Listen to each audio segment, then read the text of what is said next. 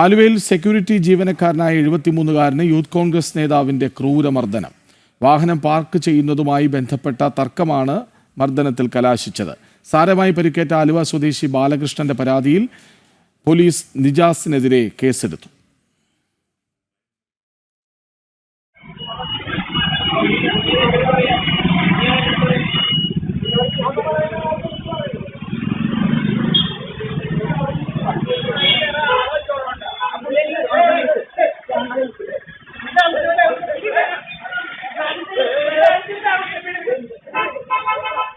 ആലുവ ചെമ്പകശ്ശേരി ജംഗ്ഷനിലെ സൂപ്പർ മാർക്കറ്റിന്റെ പാർക്കിംഗ് ഏരിയയിൽ തിങ്കളാഴ്ച വൈകിട്ട് നടന്ന സംഭവമാണിത്.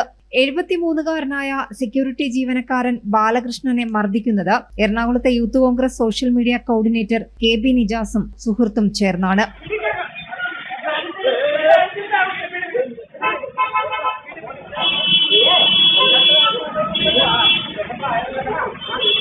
കാർ പാർക്ക് ചെയ്യുന്നിടത്ത് നിന്ന് സ്കൂട്ടർ മാറ്റി പാർക്ക് ചെയ്യാൻ ആവശ്യപ്പെട്ടതിനായിരുന്നു മർദ്ദനം. 73-കാരനായ ബാലകൃഷ്ണന് മുഖത്തും നെഞ്ചിലും മർദ്ദനമേറ്റു.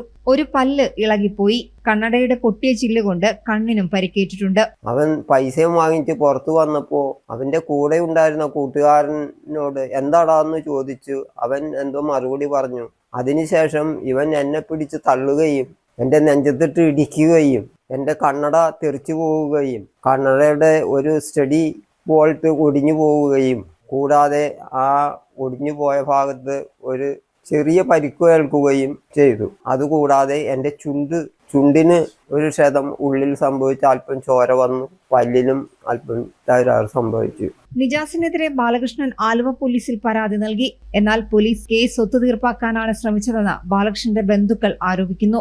പരാതിയിൽ ഉറച്ചു നിൽക്കുകയാണെന്ന് ബാലകൃഷ്ണൻ അറിയിച്ചതോടെയാണ് ഇന്നലെ രാത്രി വൈകി ആലുവ പോലീസ് നിജാസിനെതിരെ കേസെടുത്തത്. ജനം, കൊച്ചി.